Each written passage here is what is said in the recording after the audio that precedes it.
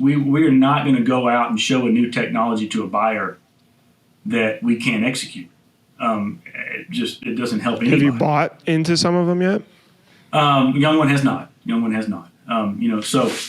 Why? Because it's driven by what just the customer is like, hey, look, we like this. Why, And I'd say, Bruce, my main, I'm not convinced yet that any digital solution can meet the wash and color fastness requirements of our buyers. I'm just not. I'm not. You start putting top coats on there, then is it going to be shiny? Is it going to be matte? Is it going to affect the hand feel?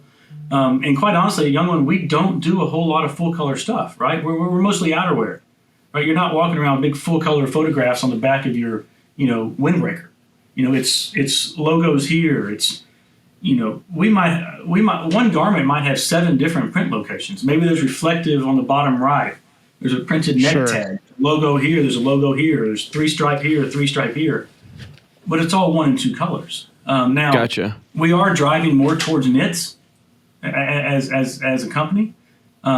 We've just built some new mills that are primarily, polyester knits. So that's going to be more sportswear, and that's going to mean more graphic designs, right? Brands are adding value to their knits with graphics or logos. So then, Jeff, what about heat applied? So okay, digital, we kind of get that. What about just heat applied, meaning printing on transfers, those kind of things? Is that? We do a lot of transfers. It's in the tens and tens and tens and tens and tens and tens of millions of transfers. Okay. But they don't work for all of our solutions, right? Because there's still going to be that heating element. Even if we have a heating element that's custom cut to the exact shape of the logo that's going down. I mean, we're doing custom dyed plates, right? Custom cut to like the check mark or something? Yeah. If it's going on a nylon jacket, what happens?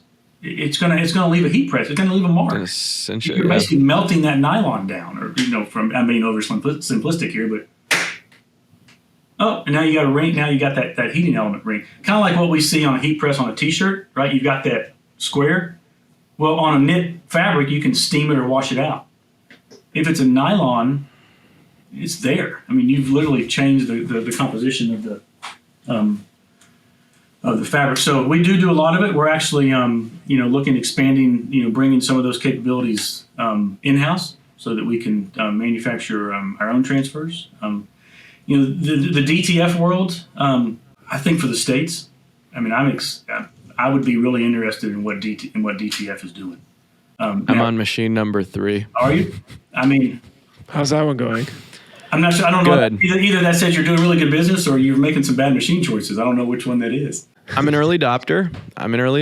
I will gamble a little bit. And we will stress test it and run it. And we are on our 3rd one. We think we like it, but I've said that twice before. Can you say which one this one is? This is the mongoose from DTF Superstore. Okay. It's a 2-headed mongoose. I think it's built by Audley or Oric, I want to say. It's really simple. Color gamut's good so far. We're just trying to dial in profiles. But I think people are like, oh man, you're on your 3rd one. What the heck?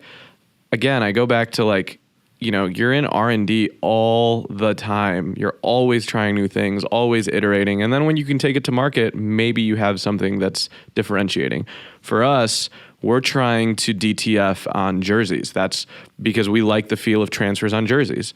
And it allows us to do a print on demand for an entire, collegiate basketball team. So that's what I'm trying to solve. Yeah, are we going to be able to offshoot DTG and try other stuff? Yeah, but it's serving a very specific niche. And I think, Jeff, to your point, you're always in this experimentation phase. I feel like it never ends, ever. I don't know.